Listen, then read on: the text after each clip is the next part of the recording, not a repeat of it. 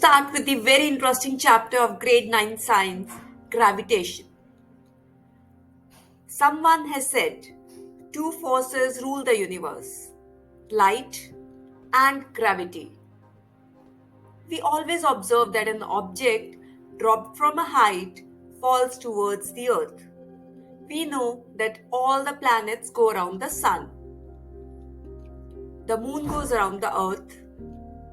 In all these cases, there must be some force acting on the objects, the planets, and on the moon. Isaac Newton could grasp that the same force is responsible for all these. This force is called the gravitational force. In this chapter, we shall learn about the gravitation and the universal laws of motion. We shall discuss the motion of objects under the influence of gravitational force on the earth. We shall study how the weight of a body varies from place to place. We shall also discuss the conditions for objects to float in liquids. Without wasting any more time, let's begin. We know that the moon goes around the earth. An object, when thrown upwards, reaches a certain height and then falls downwards.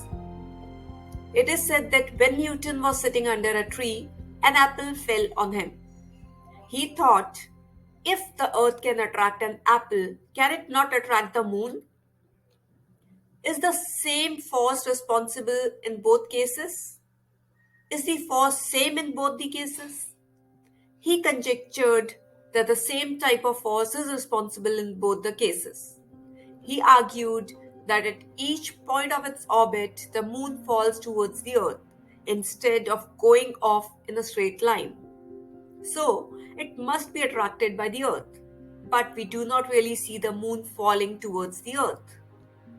Let us try to understand the motion of the moon by performing an activity. Take a piece of thread, tie a small stone at one end. Hold the other end of the thread and whirl it round, as shown here. Note the motion of the stone. Release the thread now. Again, note the direction of motion of the stone. Before the thread is released, the stone moves in a circular path with a certain speed and it changes direction at every point. The change in direction involves change in velocity or acceleration. The force that causes this acceleration and keeps the body moving along the circular path is acting towards the center. This force is called the centripetal force, which means center-seeking force. In the absence of this force, the stone flies off along a straight line. This straight line will be a tangent to the circular path. The motion of the moon around the earth is due to the centripetal force. The centripetal force is provided by the force of attraction of the earth. If there were no such force, the moon would pursue a uniform straight line motion. It is seen that a falling apple is attracted towards the earth. Does the apple attract the earth? If so, we do not see the earth moving towards an apple. Why? According to the third law of motion, the apple does attract the earth. But according to the second law of motion, for a given force, acceleration is inversely proportional to the mass of an object. The mass of an apple is negligibly small compared to that of the earth. So, we do not see the earth moving towards the apple. Extend the same argument for why the earth does not move towards the moon. In our solar system, all the planets go around the sun. By arguing the same way, we can say that there exists a force between the sun and the planets. From the above facts, Newton concluded that not only does the earth attract an apple and the moon, but all objects in the universe attract each other. This force of attraction between objects is called the gravitational force. Universal law of gravitation. Every object in the universe attracts every other object with a force which is proportional to the product of their masses. And every object in the universe attracts every other object with a force which is inversely proportional to the square of the distance between them. The force is along the line joining the centers of the two objects. Let two objects A and B of masses m1 and m2 lie at a distance d from each other as shown here. Let the force of attraction between two objects be F. According to the universal law of gravitation, the force between two objects is directly proportional to the product of their masses. And the force between two objects is inversely proportional to the square of the distance between them. Combining these two, we get F is g times the mass of first into mass of second object divided by d square, where g is the constant of proportionality and is called universal gravitation constant. This gives us g as F into d square by m into m. The SI unit of g can be obtained by substituting the units of force, distance and mass in the given equation, which comes out as Newton meter square per kilogram square. The value of g was found out by Henry Cavendish by using a sensitive balance. The accepted value of g is 6.673 into 10 raised to the power minus 11 Newton meter square per kilogram square. The law is universal in the sense that it is applicable to all bodies, whether the bodies are big or small, whether they are celestial or terrestrial. I hope you are liking the video. Please don't forget to hit the like button. Before we go any further, let's get to know the genius who discovered gravitation, Isaac Newton. Isaac Newton was born in Woolsthorpe near Grantham, England. He is generally regarded as the most original and influential theorist in the history of science. He was born in a poor farming family, but he was not good at farming. He was sent to study at Cambridge University in 1661. In 1665, a plague broke out in Cambridge and so Newton took a year off. It was during this year that the incident of the apple falling on him is said to have occurred. This incident prompted Newton to explore the possibility of connecting gravity with the force that kept the moon in its orbit. This led him to the universal law of gravitation. It is remarkable that many great scientists before him knew of gravity but failed to realize it. Newton formulated the well-known laws of motion. He worked on theories of light and color. He designed an astronomical telescope to carry out astronomical observations. Newton was also a great mathematician. He invented a new branch of mathematics called calculus. He used it to prove that for objects outside a sphere of uniform density, the sphere behaves as if the whole of its mass is concentrated at its center. Newton transformed the structure of physical science with his three laws of motion and the universal law of gravitation. As the keystone of the scientific revolution of the 17th century, Newton's work combined the contributions of Copernicus, Kepler, and Galileo and others into a new powerful synthesis. It is remarkable that though the gravitational theory could not be verified at that time, there was hardly any doubt about its correctness. This is because Newton based his theory on sound scientific reasoning and backed it with mathematics. This made the theory simple and elegant.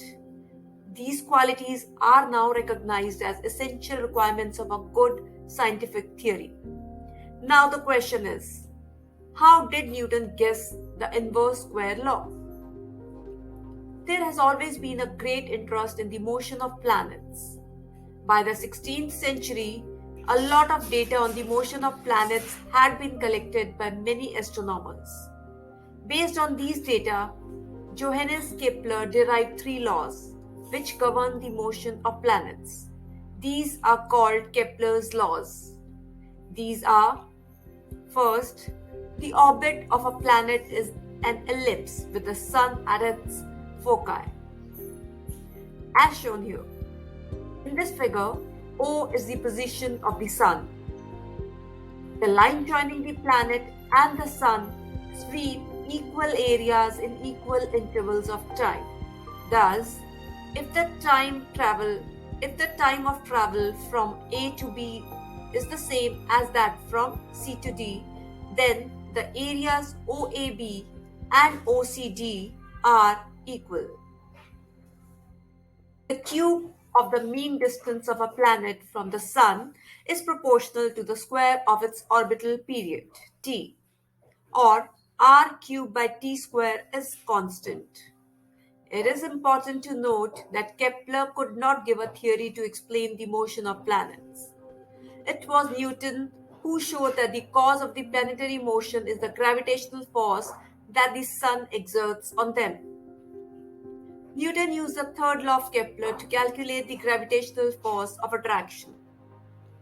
The gravitational force of the Earth is weakened by distance.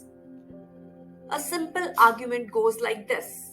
We can assume that the planetary orbits are circular. Suppose the orbital velocity is v and the radius of the orbit is r. Then the force acting on an orbiting planet is given by F is directly proportional to v square by r. If t denotes the period, then v is 2 pi r by t, so that v square is directly proportional to r square by t square. We can rewrite this as v square is directly proportional to 1 by r into r cubed by t square. Since r cubed by t square is constant by Kepler's third law, we have v square is directly proportional to 1 by r.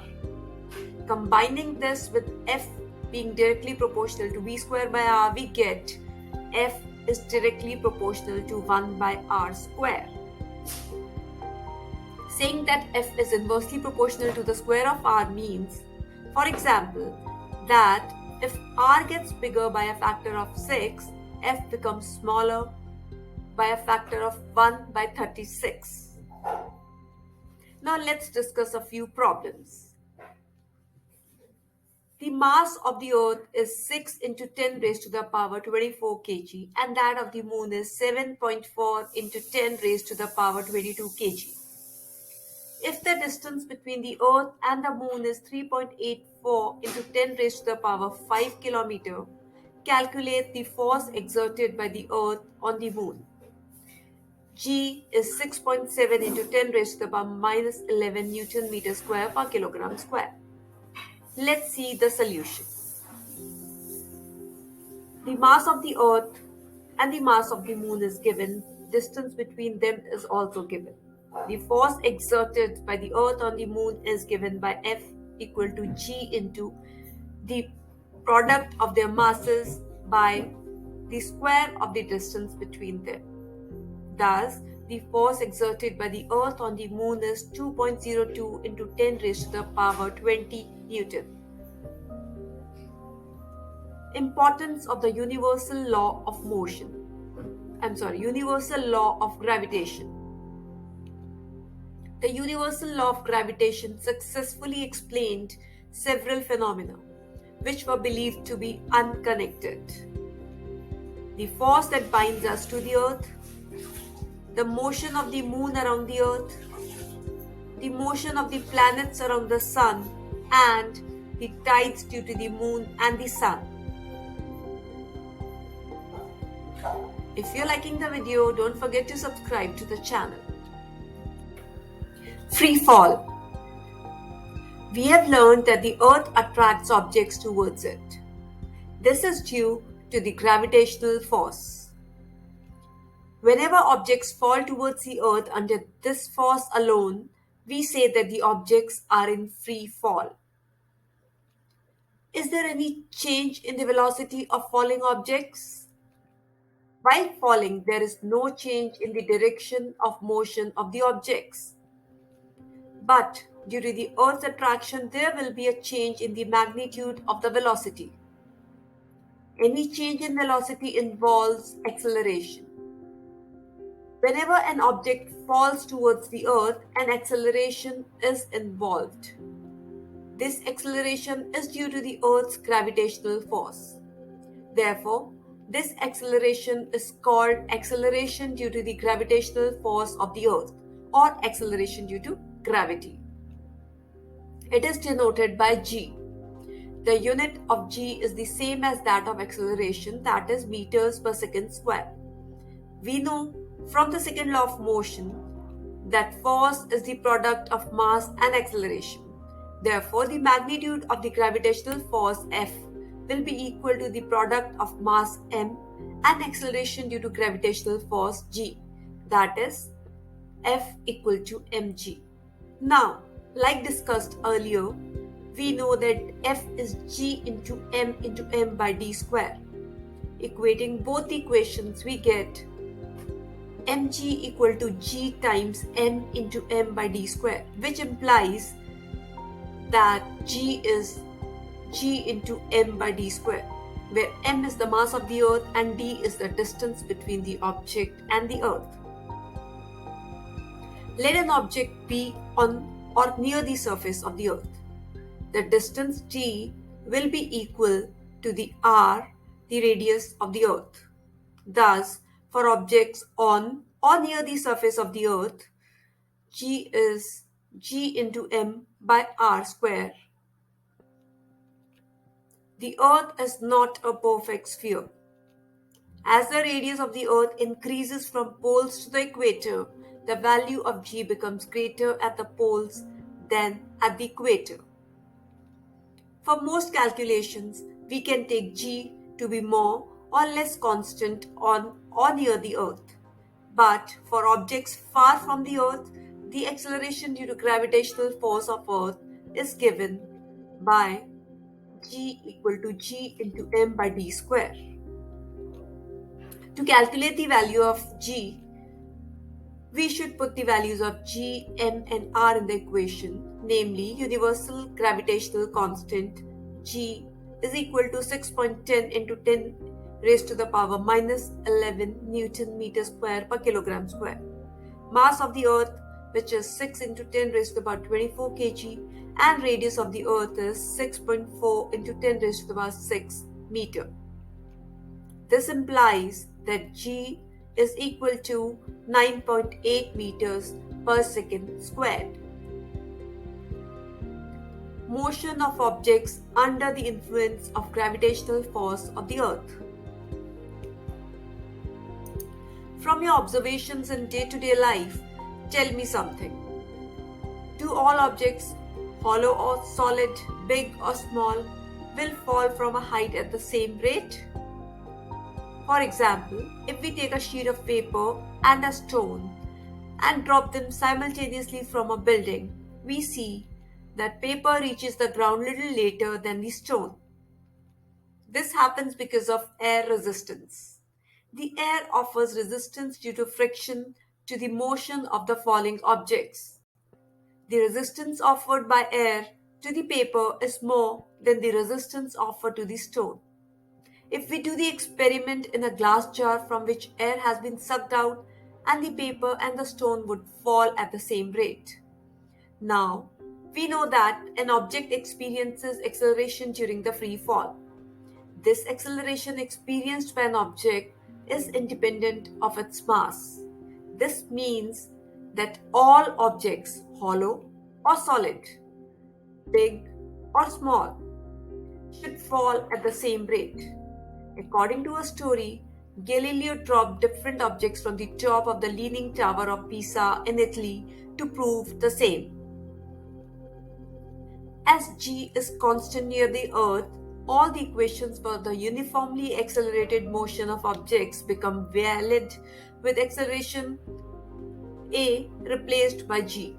The equations are v is equal to u plus at, s is equal to ut plus half at square, and v square is equal to u square plus 2as, where u and v are the initial and final velocities and s is the distance covered in time t. In applying these equations, we will take acceleration a to be positive when it is in the direction of the velocity, that is, in the direction of motion. The acceleration a will be taken as negative when it opposes the motion. Let's see an example. A car falls off a ledge and drops to the ground in 0.5 seconds. What is its speed on striking the ground? What is its average speed during the 0.5 seconds? And how high is the ledge from the ground? Let's take g as 10 meters per second square for simplifying the calculations. Given is time equal to half a second, initial velocity 0, acceleration due to gravity is 10, and acceleration of the car is also 10 meters per second square. Now speed v is 80. Average speed is v plus u by 2, which gives us 0 plus 5, that is 2.5 meters per second. Distance traveled is half at square since u is 0. So it will be 1.25 meters. Thus, its speed on striking the ground is 5 meters per second. Average speed during the 0.5 seconds is 2.5 meters per second, and height of the ledge from the ground is 1.25 meters. Let's see one more example. An object is thrown vertically upwards and rises to a height of 10 meters. Calculate the velocity with which the object was thrown upwards and the time taken by the object to reach the highest point. V square is equal to u square plus 2as. Now v square would be 0. So u is 14 meters per second. V is equal to u plus at, which gives us t as 1.43 seconds. Thus, initial velocity u is 14 meters per second and time taken is 1.43 seconds. Please let us know your feedback in the comment section below. We have learned in the previous chapter that the mass of an object is the measure of its inertia. We have also learned that greater the mass, the greater is the inertia. It remains the same whether the object is on the Earth, Moon, or even in outer space. Thus, the mass of an object is constant and does not change from place to place. We know that the Earth attracts every object with a certain force, and this force depends on the mass of the object and the acceleration due to gravity. The weight of an object is the force with which it is attracted towards the Earth. We know that F is m times A, that is m times g. The force of attraction of the Earth on an object is known as the weight of the object. It is denoted by W. Substituting the same in here, we have W equal to m into g. As the weight of an object is the force with which it is attracted towards the Earth, the SI unit of weight is the same as that of force, that is Newton. The SI unit of weight is the same as that of force, that is Newton. The weight is a force acting vertically downwards. It has both magnitude and direction. We have learned that the value of g is constant at a given place. Therefore, at a given place, the weight of an object is directly proportional to the mass, say m, of the object. That is, W is directly proportional to m. It is due to this reason that at a given place, we can use the weight of an object as a measure of its mass. The mass of an object remains the same everywhere. That is, on the Earth, on any planet, whereas its weight depends on its location because g depends on location. Weight of an object on the Moon. We have learnt that the weight of an object on the Earth is the force with which the Earth attracts the object. In the same way, the weight of an object on the Moon is the force with which the Moon attracts that object. The force with which the Moon attracts that object is the measure of the weight of the object on the Moon. The mass of the Moon is less than that of the Earth. Due to this, the Moon exerts lesser force of attraction on objects as compared to Earth. Let the mass of an object be m. Let its weight on the Moon be Wm. Let the mass of the Moon be mm and its radius be rm. By applying the universal law of gravitation, the weight of the object on the Moon will be g times mm into m by rm square. Let the weight of the same object on the Earth be we. The mass of the Earth is m and its radius is r.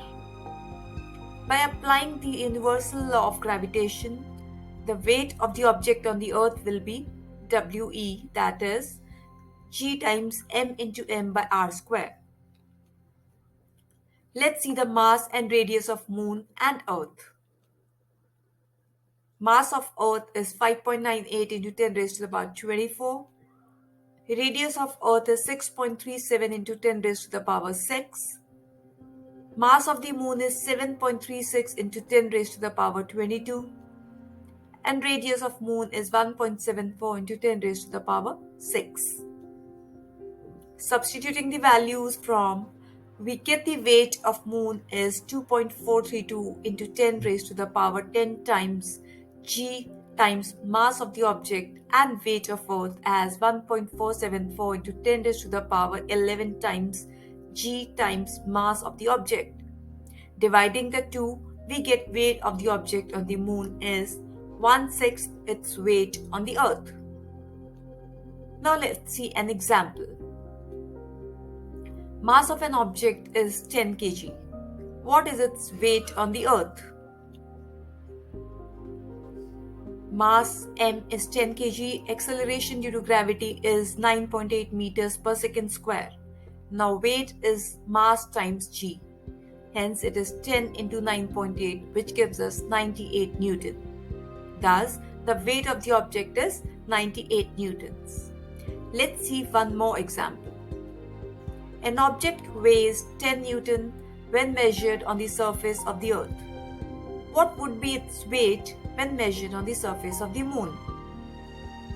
We know weight of the object on the Moon is 1/6 its weight on the Earth. So it will be 10 by 6, which gives us 1.67 Newton. Thus, the weight of the object on the surface of the Moon would be 1.67 Newtons. Liking it so far? Don't forget to subscribe. Thrust and pressure. Have you ever wondered why a camel can run in a desert easily?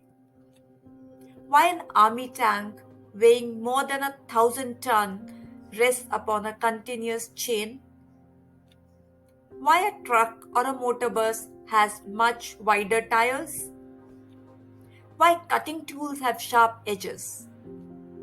In order to address these questions and understand the phenomena involved, it helps to introduce the concepts of the net force in a particular direction, which is thrust, and the force per unit area, which is pressure acting on the object concerned.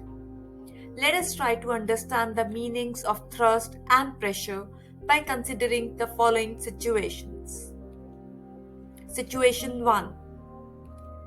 You wish to fix a poster as shown here.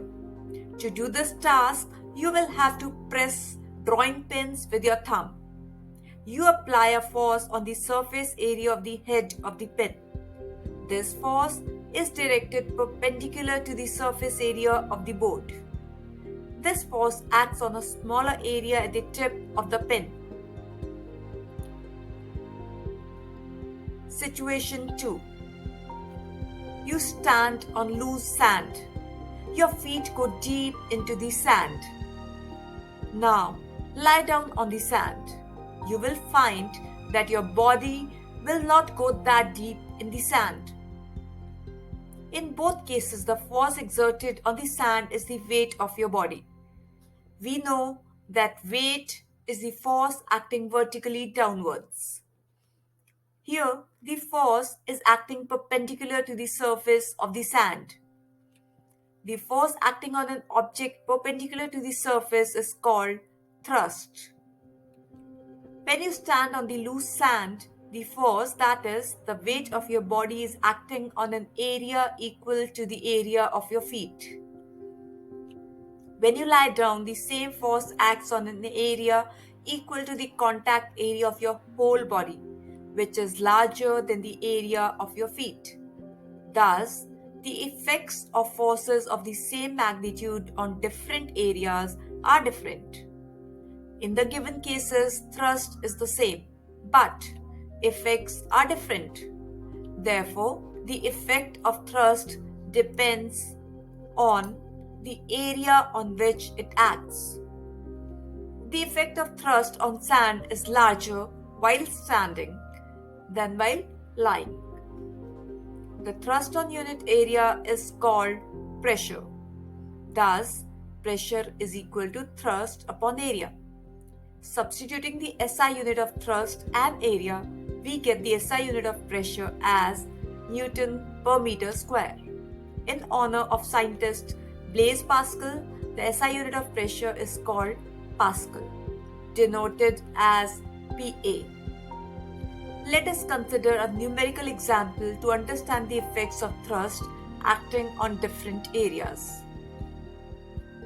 A block of wood is kept on a tabletop. The mass of the wooden block is 5 kg and its dimensions are 40 cm by 20 cm by 10 cm. Find the pressure exerted by the wooden block on the tabletop if it is made to lie on the tabletop with its sides of dimensions 20 cm by 10 cm and in the second case 40 cm by 20 cm.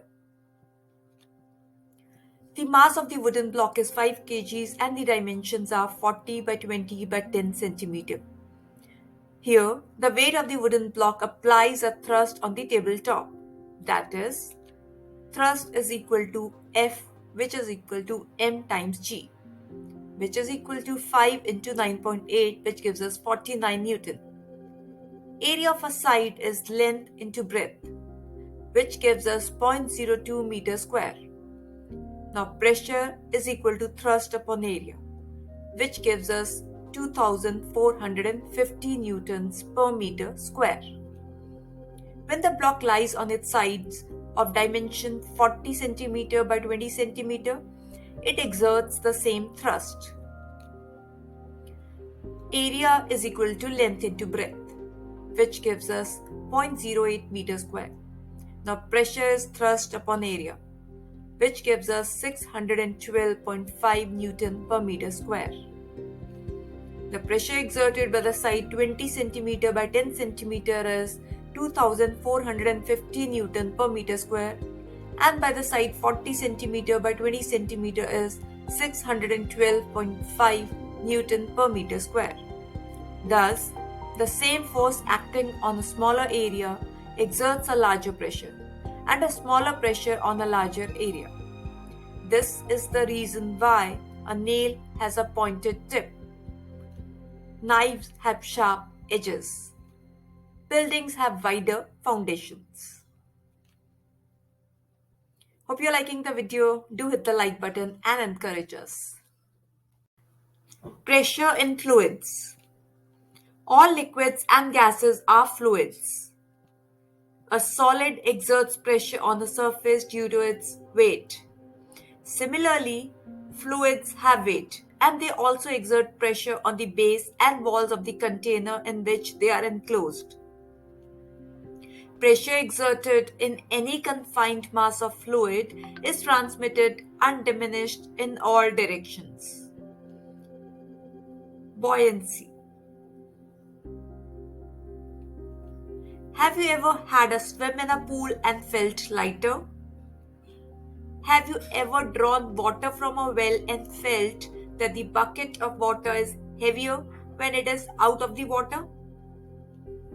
Have you ever wondered why a ship made of iron and steel does not sink in seawater, but while the same amount of iron and steel in the form of a sheet would sink? These questions can be answered by taking buoyancy in consideration. Let us understand the meaning of buoyancy by doing an activity. Take an empty plastic bottle. Close the mouth of the bottle with an airtight stopper. Put it in a bucket filled with water. You see that the bottle floats. Push the bottle into the water. You feel an upward push. Try to push it further down. You will find it difficult to push deeper and deeper. This indicates that the water exerts a force on the bottle in the upward direction. The upward force exerted by the water goes on increasing as the bottle is pushed deeper till it is completely immersed. Now release the bottle. It bounces back to the surface. Does the force due to the gravitational attraction of the earth act on the bottle? If so, why doesn't the bottle stay immersed in water after it is released? How can you immerse the bottle in water? Let's discuss this. Yes, the force due to the gravitational attraction of the earth acts on the bottle in the downward direction. So the bottle is pulled downwards, but the water exerts an upward force on the bottle. Thus, the bottle is pushed upwards. We have learned that the weight of an object is the force due to gravitational attraction of the earth. When the bottle is immersed, the upward force exerted by the water on the bottle is greater than its weight. Therefore, it rises up when released. Now, the upward force exerted by water on the bottle is greater than the downward force mg, and hence the bottle does not stay immersed in water but floats. To keep the bottle completely immersed, the upward force on the bottle due to water must be balanced. This can be achieved by an externally applied force acting downwards. This force must at least be equal to the difference between the upward force and the weight of the bottle. The upward force exerted by the water on the bottle is known as upthrust or buoyant force. In fact, all objects experience a force of buoyancy when they are immersed in a fluid. The magnitude of this buoyant force depends on the density of the fluid. Do you know why does an object float or sink when placed on the surface of water? Let us do the following activities to arrive at an answer for this question. Take a beaker filled with water. Take an iron nail and place it on the surface of the water. Observe what happens. The nail sinks.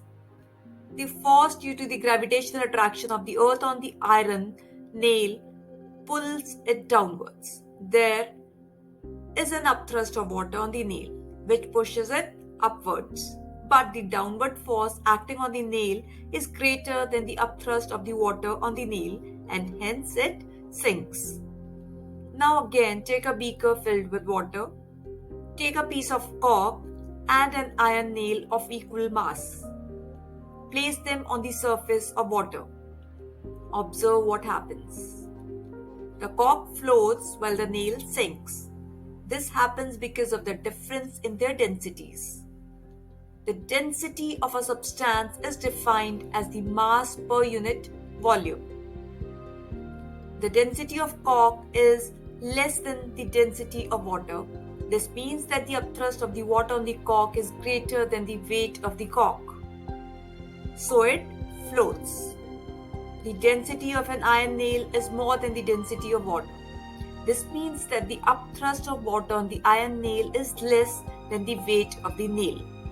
So it sinks.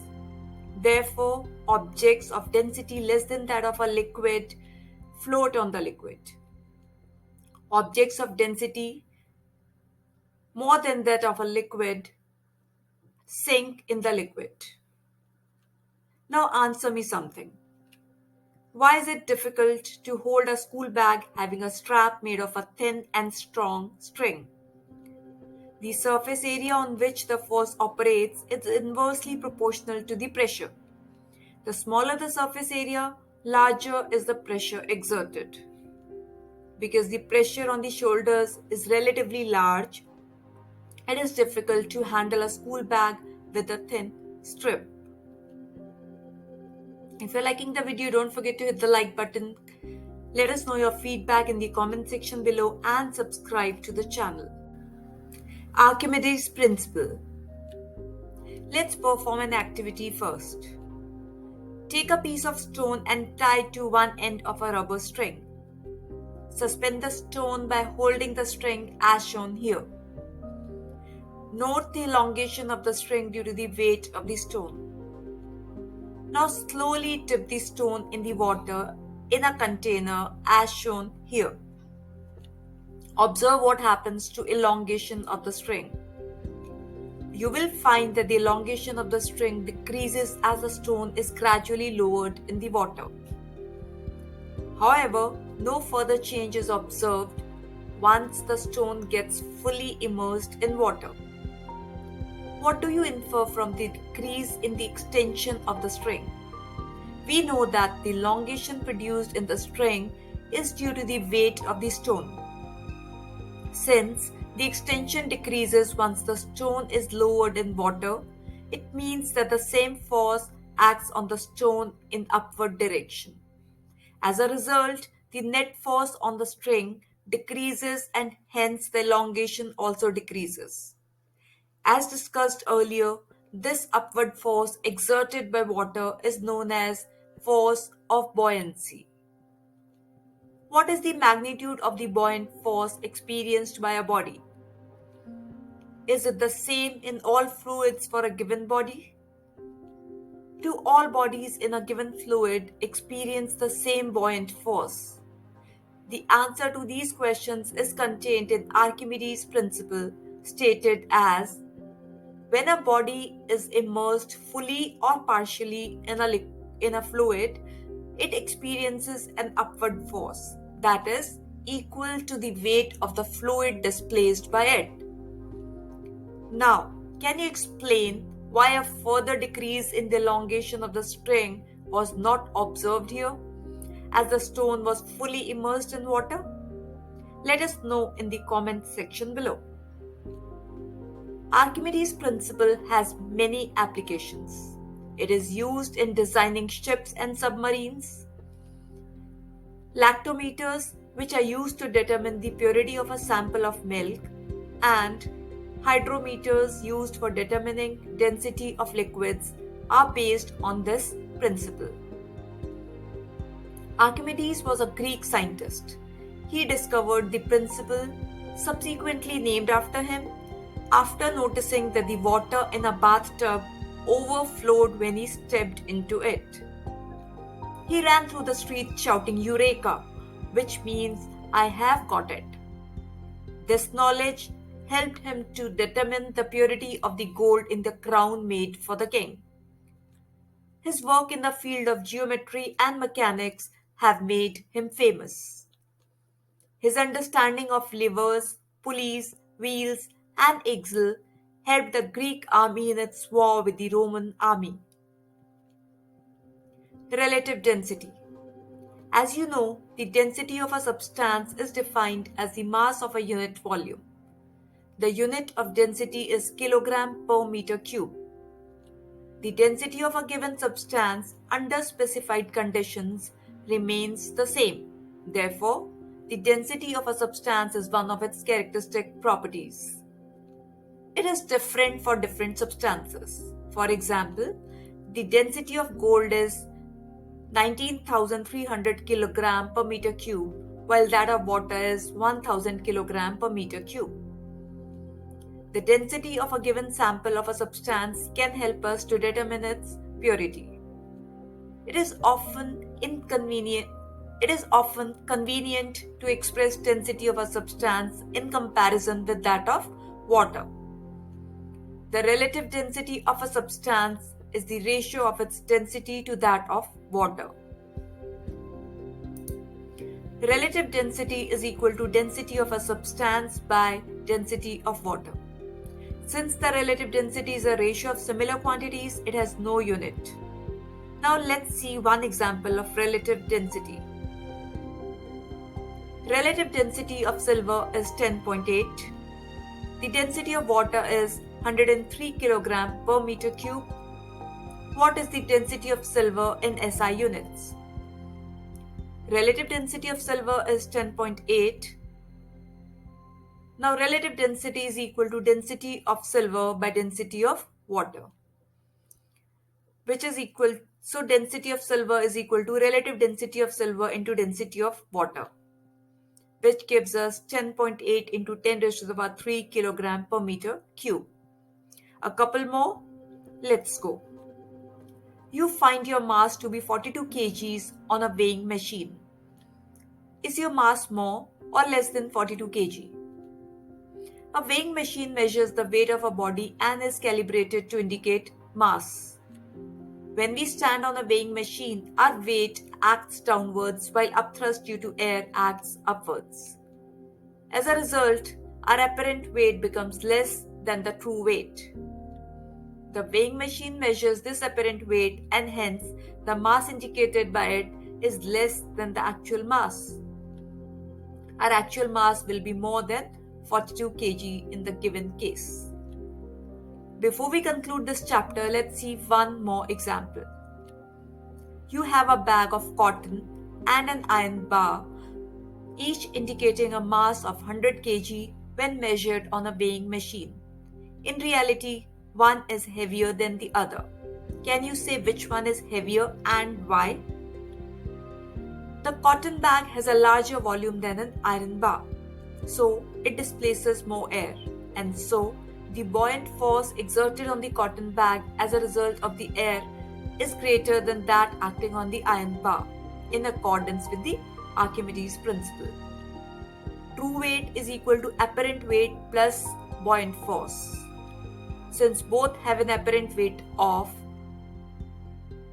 100 kg, their buoyant forces are different. Therefore, cotton bag is actually heavier than an iron bar. So, true weight of cotton is greater than true weight of iron. Congratulations, you just completed this wonderful chapter. Do subscribe to the channel and let us know your feedback in the comment section below. Ciao. Have a wonderful day.